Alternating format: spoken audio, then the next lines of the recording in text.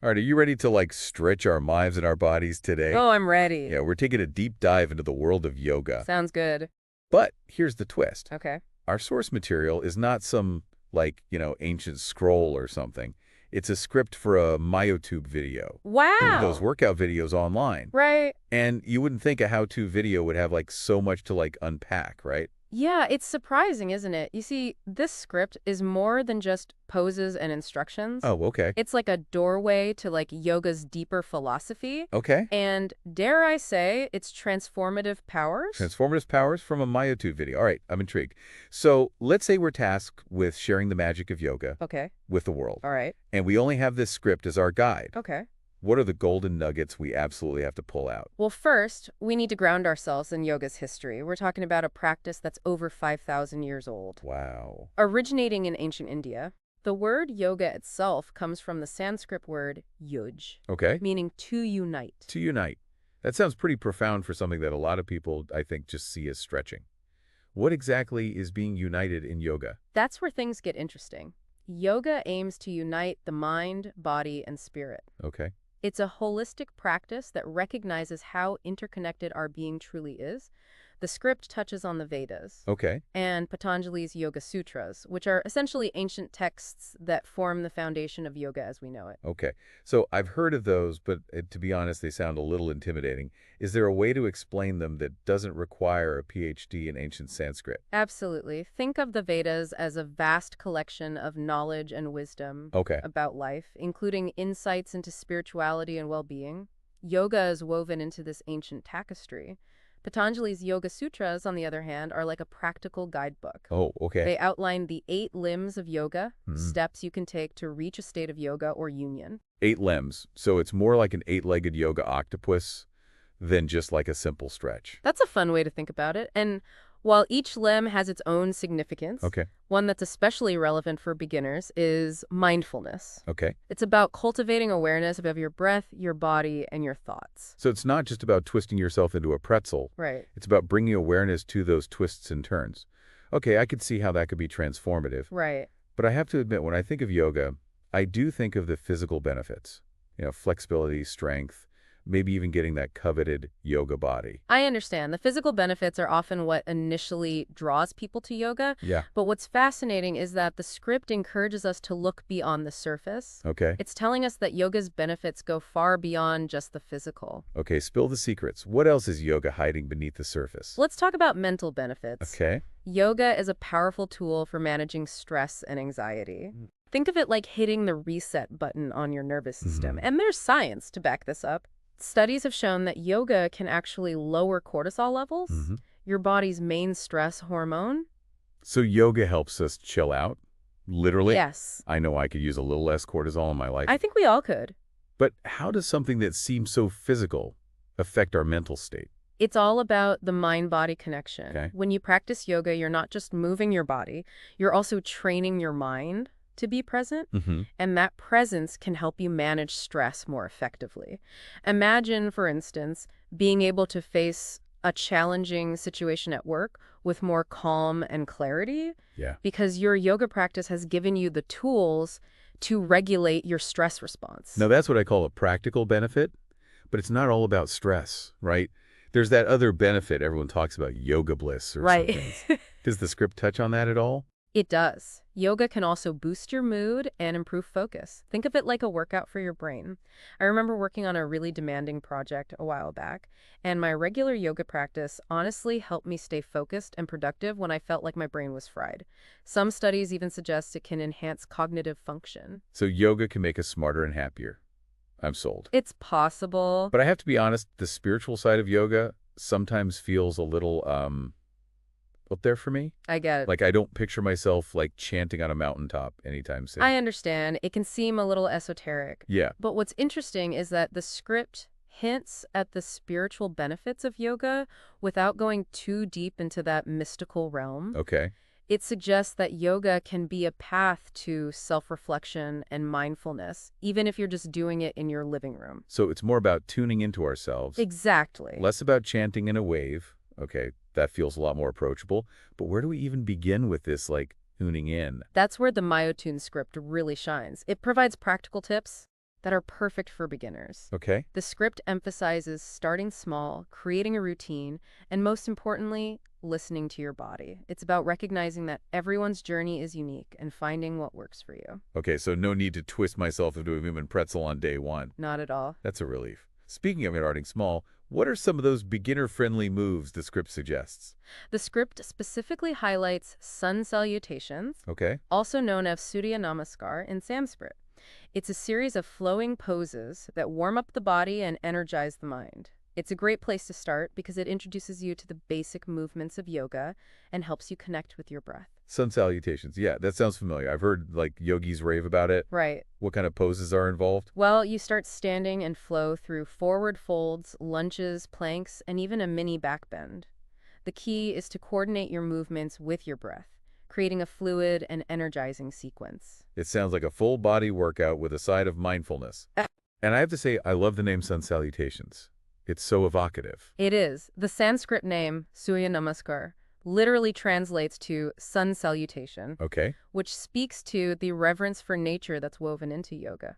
The script also mentions some simple yet effective poses that are perfect for beginners, like child's pose, cat-cow, and mountain pose. I'm picturing myself flowing through these poses, feeling the stretch, connecting with my breath. Yes. I'm also thinking about my to-do list and realizing that fitting in a new practice can be tricky.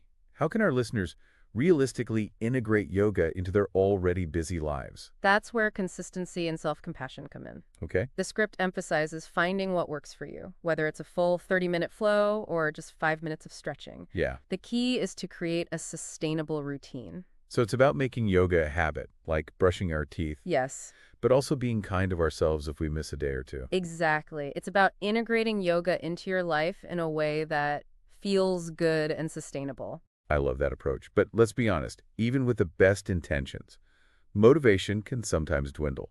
What are some tips for keeping that yoga spark alive? That's where exploration comes in. The script mentions resources like online videos, apps, and books, Mm-hmm. all great tools for exploring different styles Yeah. and finding a teacher or community that resonates with you. There's a whole world of yoga out there just waiting to be discovered. It's like a choose-your-own-adventure for yoga. Exactly. But with so many choices, it can be overwhelming. Any advice for our listeners who might be feeling a little lost in the yoga jungle? My advice is to approach it with curiosity and a sense of play. Okay. Try different styles, see what resonates with you. Mm-hmm. Some styles are more vigorous and physically demanding, Okay. while others are more gentle and restorative. There's a yoga practice out there for everyone. It's like trying on different hats to see which one fits best. Yes. And just like with hats, maybe you need different styles for different moods or days. I like that analogy. It highlights the importance of listening to your body and choosing a practice that supports your needs in that moment. So far, we've explored the physical, mental, and even touched by the spiritual side of yoga, all through the lens of this myotube script. Right. But I have a feeling there's more to uncover. Yes. Is there a bigger picture here that we're missing? You're right, there is. What's fascinating is that this seemingly simple script points to a deeper understanding of yoga, Okay. one that goes beyond the poses and even the benefits we've discussed. Okay, I'm hooked. What is this bigger picture of yoga? The description is subtly suggesting that yoga is ultimately a way of life. It's a journey of self-awareness, balance, and peace Okay. that extends far beyond the mat. So it's about integrating the principles of yoga into our daily lives. Precisely. It's about bringing that same sense of mindfulness and intention to our work, our relationships, even how we approach challenges.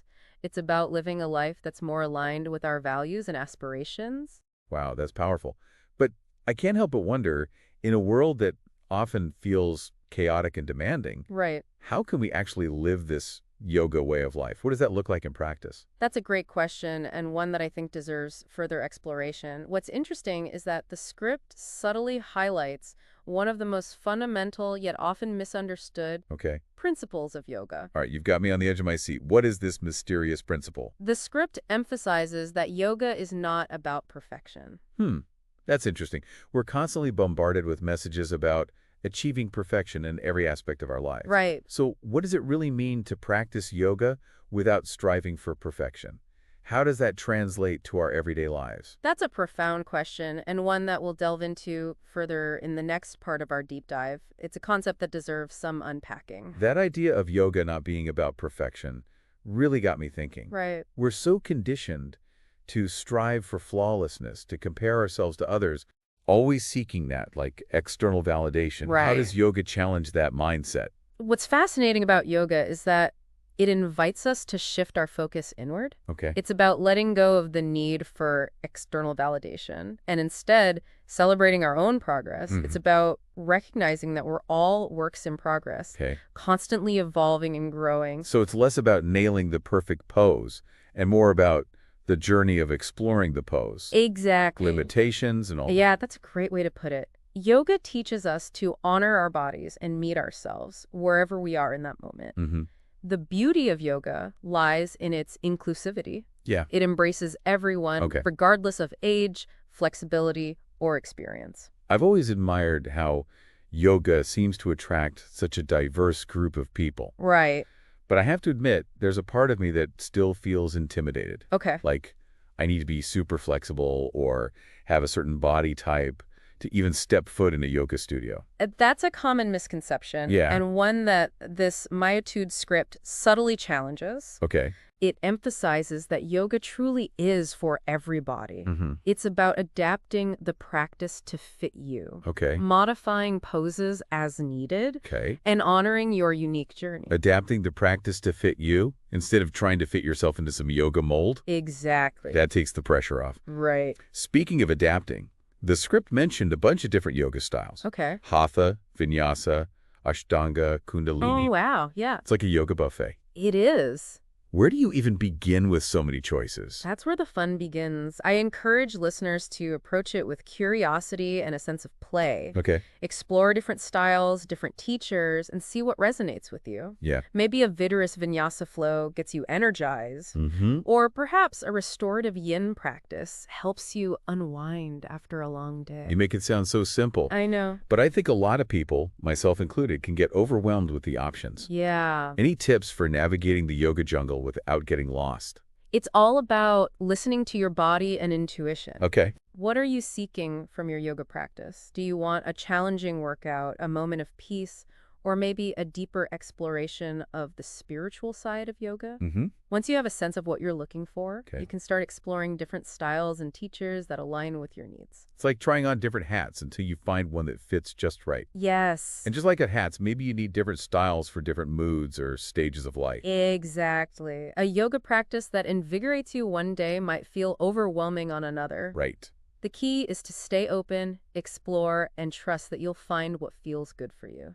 Okay, so we've covered the history, the benefits, practical tips for beginners, and even touched on this idea of yoga as a way of life. Yes. What's the biggest takeaway you think listeners should glean from this MyoTube script?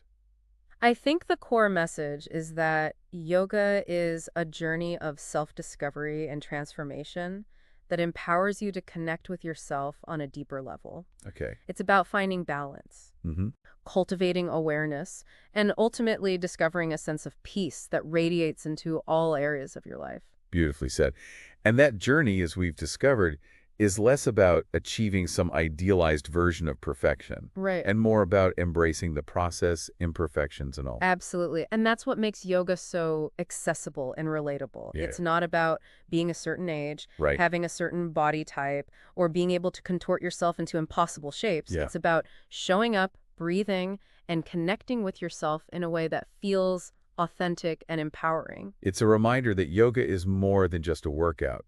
It's a practice in self-acceptance and compassion. Couldn't agree more. And, that brings us back to something we touched on earlier, the spiritual side of yoga. Yeah. I know that word spiritual can sometimes feel a bit vague or even intimidating. I was just thinking that I'm picturing incense and chanting, things that don't exactly fit into my daily routine. Yeah. How does the MyoTube script approach the idea of spirituality in a way that feels more grounded and relatable?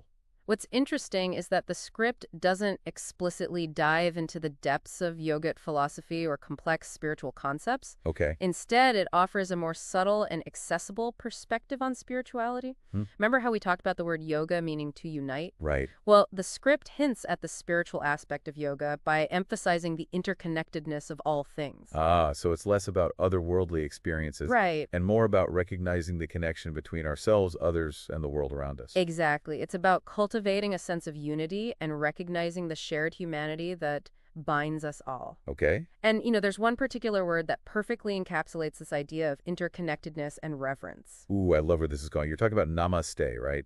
That word is everywhere in the yoga world, but I've always wondered about its true meaning. Namaste is more than just a greeting. Oh, It's a gesture of respect and recognition that speaks to the heart of yoga's spiritual philosophy. okay. We'll explore its deeper meaning and how it ties into the transformative power of yoga in the next part of our deep dive.